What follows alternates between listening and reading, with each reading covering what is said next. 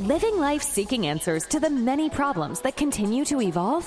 Whether it's about business, money, relationships, family, or anything, let's talk. Join Alan Cousin of getupradio Media as he talks about anything and everything that the mind can come up with. His motto is, you can't find a solution until you talk about it first. Ready to be informed about life and feel positive daily? Then come listen to Let's Talk with Alan Cousin and get up as a positive new you.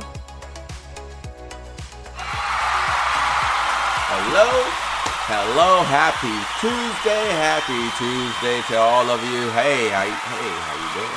Hey, how you doing? I love that smile. Yes, it is Tuesday, ladies and gentlemen. Happy Tuesday to you, because you know what? You're amazing. And you're listening to Let's Talk with your host, of course, Alan Cousin, founder of Getup Radio and Getup Radio Media. Yes. And as always, I'm always here to talk to you about what I feel we need to hear about, and also about situations that you may know or may not know. And of course, I may give my opinion, I may give facts, but basically I will give you something as we enjoy this talk and conversation between you and I, because as we need to understand, communication is important in order to get things rectified and to move forward in a positive way. So, what are we talking about today? Well, first of all, we need to talk about these massive shootings that are occurring in Louisiana, Texas, and also in Chicago and New York. Where will it stop, ladies and gentlemen? Where will it end? Why are we having so many more people being shot and killed for no reason? People are going to the wrong door because they're delivering food, or they're going to the wrong parking lot because they just happen to not pay attention, or they're simply standing at a bus stop and getting run over by someone who decides he just want to play Pac-Man and destroy many ghosts being human. I mean, where does it end? And people are just killing babies and abducting teens, which of course makes me believe that we are getting more and more teens abducted, because guess what? There are people out there who are Satanists, who are cultists, who are looking for sacrifices, human sacrifices, to basically help make their devil, their God, appeased in order to gain more power and other gifts in return. I mean, who knows why these things are happening fully, but the main thing is they're happening.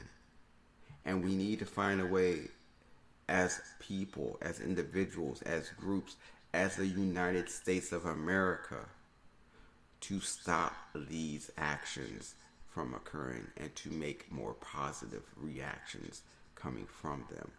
I mean, think about it. We call us the United States of America, yet are we even united? Have we ever been united? The answer, unfortunately and undoubtedly, is no. But yes, we continually call ourselves the United States of America. Very upsetting, very disturbing indeed. And yet we have people who are out there that's supposed to be role models and governing and making laws and rules in order to improve our way of life. But it appears that they're being paid off by hedge funds and by major corporations and rich families, wealthy families, I should say, that are telling them to break the rules, to change the rules, and to do what they need to in order to improve the rich and care yet about the middle class and the poor. It's gotten to the point now when the middle class has gotten so much of a diversity change that there hardly is a middle class. And soon, there will be only rich and poor. Very unfortunate, but very much true. I see situations like 2052 and Blade Runner coming to become our actual future. I see situations where Handmaid's Tale might actually become part of our future. I see situations where AI will take 40% of all jobs by 2030. Yet people will still be going to school believing that when they graduate from college, they'll actually have a job to go to be hired for. It's very upsetting. all the negative situations that I'm seeing here in today's society, not only for the present, but more so for the future, of how, if it's hard for me right now, how hard is it going to be for my son or my grandson or my cousin who's much younger and hasn't even reached the age of 21 or 28 or 30 yet?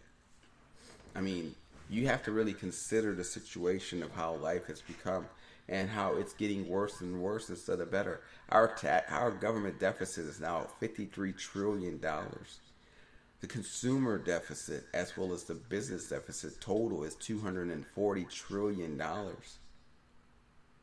That's a lot of money to be spent. I do apologize. $25 trillion. So not 240, $25 trillion is the deficit for all businesses and consumers. Still though, that has increased by 60% in 2 years. 60% increase in 2 years. What is that saying about us? We're spending money we don't have, America. We're enjoying opportunities and enjoying things that we want, but we really don't have the money to afford. Middle class is still basically becoming the poverty level stricken to the point where if you don't make $80,000 a year, you're considered poor in America. And let's not talk about the situation of our minimum wage. Minimum wage is still at $7.50. $7.50 is the minimum wage for the United States of America. Where if you look at the bylaws and economics of it all, minimum wage should be at least $15 right now based on the inflation cost, as well as the reduction cost, as well as the cost of living and years that have passed. Because $7.50 was created back in 1980. So think about it. From 1980 to 2023, our minimum wage has been $7.50. I feel like there's a problem there. I feel like there's a overlook of situations financially in order to make sure that everyone is getting what they need, what they deserve, and being able to afford living. Yet, it's continuing on as if there's no issues and no problems. That's very, very sad. That's very, very scary. But it's yet very, very true. And I really don't know what to say about that. I mean, we have the debt ceiling coming up in June, where basically if America does not make an arrangement, meaning the Senate, the congressman, as well as the executive branch, don't make an arrangement of having a higher debt ceiling, the United States, as of June, I believe it's June 8th, if I'm correct, will not have enough money to pay its financial bills. Meaning Social Security will have problems. Veterans won't get the checks that they deserve. The Federal Reserve won't get the money that we owe. China won't get the money that we owe. As well as other companies that are basically assisting the United States towards economy and development. But what can you say? Back in 1964, our total deficit was $1.9 million. I'm going to say that again. Back in 1964, our total deficit was $1.9 million. That's it. And it was backed by gold, so we easily had the money at that time to pay off the exact deficit and start a new currency where the government controlled it and not a non-government bank known as the Federal Reserve, which is a private organization.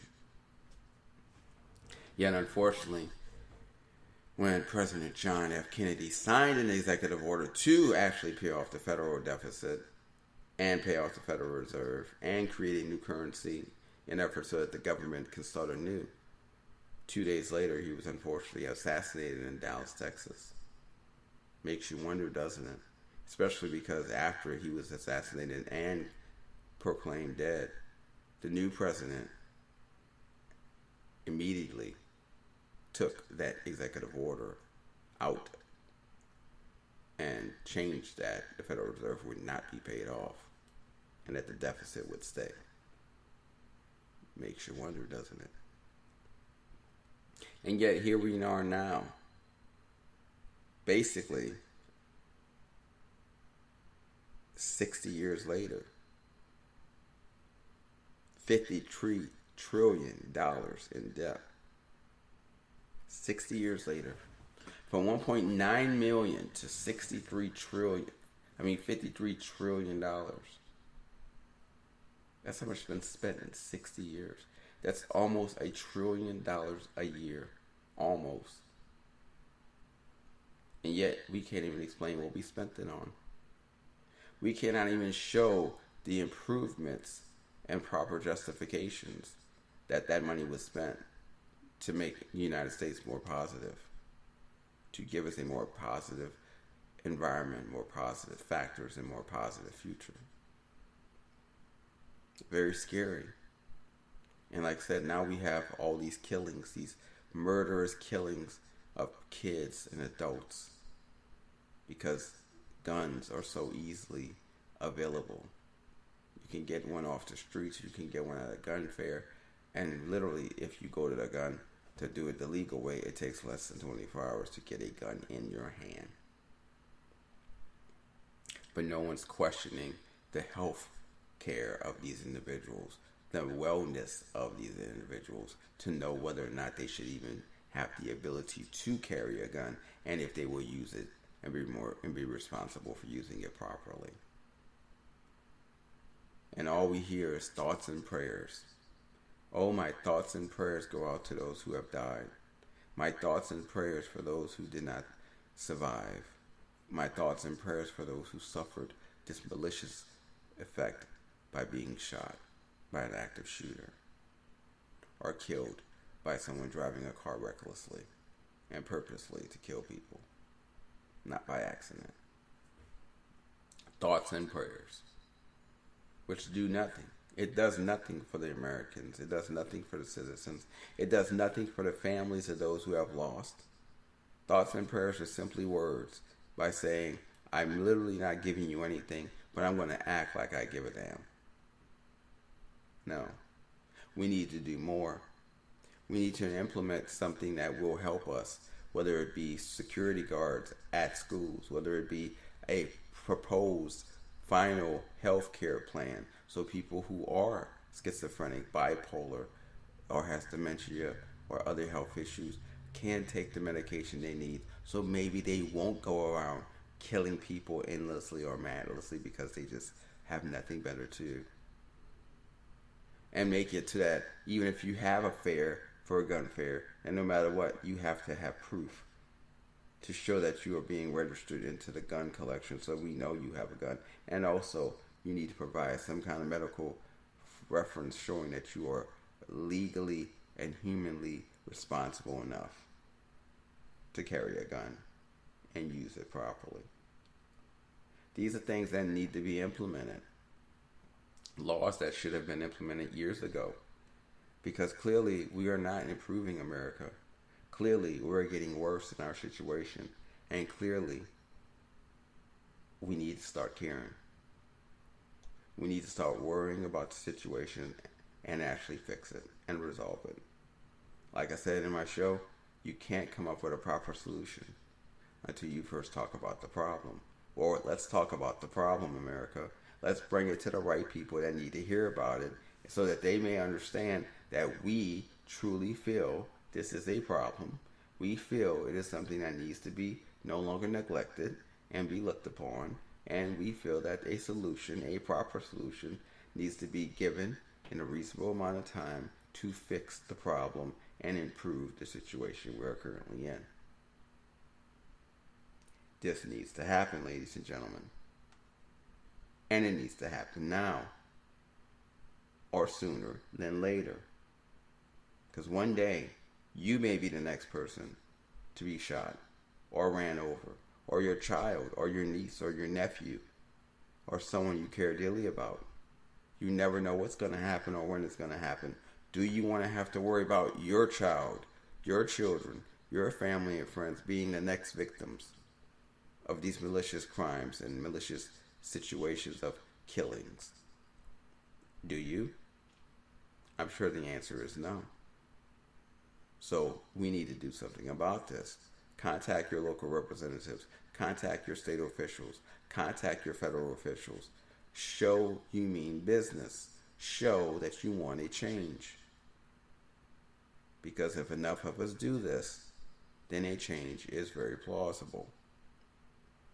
Sign the petitions that come forward asking you for your signatures to go against this heinous crime, this horrific, thoughtless situation of violence.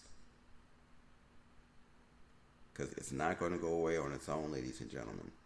If we don't do anything about it, it will increase, and it will get worse. And you need to understand that. You need to understand that and rectify that. You need to work together. We all need to work together to make the proper individuals who are handling the laws concerning this understand that the laws need to be changed. I don't know about you, but I'm worried. Because I don't have a gun in my home, and I'm actually considering buying one. And I don't like guns. I'm always about peace and harmony. But it's getting to the point where it's getting too close to home. We had an active gun shooter in Allen, Texas, which is literally 20 minutes drive from me. That's like my backyard. And here I am, I left New Orleans, who was the number one murder capital of the world for 10 years straight, thinking if I leave and get away, I will not have to deal with this again. And yet here I am, 11 years, almost 12 years later, and I'm about to deal with it again. And I don't feel like having to move out of Texas and relocate again because of the amount of murders and gun killings in my area. I really don't want that to be the reasoning. And I hope it doesn't become that. But you have to understand, ladies and gentlemen, we are seeing it. We are hearing it. It's happening around us.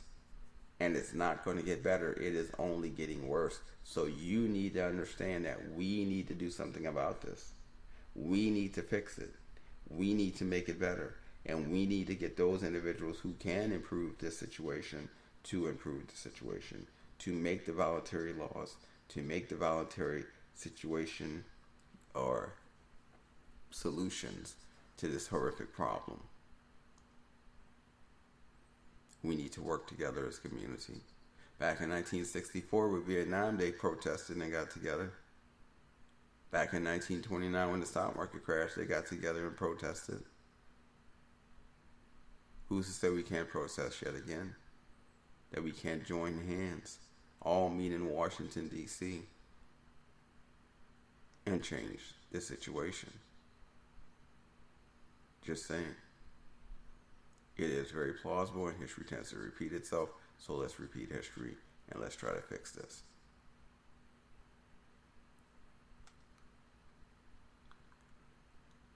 It's just very saddening. It's very, very upsetting to know that I have to look behind my back. I have to watch myself now because of a possible gun that can kill me or shoot me that I thought I went away from when I left New Orleans. But clearly, now it's following me here to Texas. But that's one thing I want you to think. I want you to think about everything I've said today. I want you to think about all the things I brought up to you to listen and hear about in this podcast. So you can think about where we are in America and what we're not doing and what we need to do to make America great again, as Donald Trump would say. But we need to do these things. We need actions to speak. Actions speak louder than words, ladies and gentlemen. We need to provide actions. We need to do things that are going to make a difference, that are going to make situations occur. Because if we don't, it's only going to get worse. It's not going to get better. And I don't know about you, but I don't need it to get any worse than what it is here in Texas because, like I said, I moved here in order to have comfort and meaning and enjoy my life, and I have to worry about the stress of having someone shooting me in the back or walking out of my home with people just chilling with guns and drugs. I thought I left that. I thought I had no reason or issues to have to deal with that again. And clearly, I was wrong. And hopefully, it will get better here and not become like New Orleans has become, or Chicago has become, or New York has become.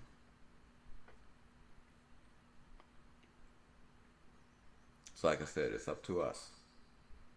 It's up to each and every one of us to do our part to help to make this change. And I'm right here supporting you. So if anyone out there needs my assistance, please call me at letstalk at getupradio.com, email, or contact me on my cell phone at 404-964-6580. I am more than happy to help when possibility allows it. Just saying. But all in all, you need to realize the devil or any entity that you may believe in is out there to cause horrific pain, to cause issues and problems, and to make us forget that we are here to help each other and not hurt each other. And it's that person is doing a magnificent job right now, unfortunately. So, with that being said, I'm not going to hold you any further.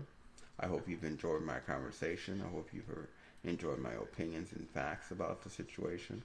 And I hope that you agree with me and that you will actually try yourself to write your local, state, or federal representative and speak to them about changing the laws or producing House laws, producing a better situation and sense of appreciation for what we have. So I thank you for your time and your effort in this. I bid you a good day. And of course, look forward to talking with me next Thursday, of course. As always, we'll talk about what we feel needs to be discussed and the facts and figures and opinions about it. Because as I've always told you, you can't come up with a solution unless you first communicate and talk about the problem. And we need to start talking about these problems because we definitely need to come up with solutions. So thank you for your time. Have a wonderful day. Thank you for listening to Let's Talk with your host, Alan Cousin. If you have any questions that need answers or wish to be on the show, feel free to email us at letstalk@getupradio.com. And if you have a moment to rate, subscribe, and leave a review wherever you listen to your podcasts, we'd really appreciate it. Remember to get up, smile, and live life positively, as you are an amazing person.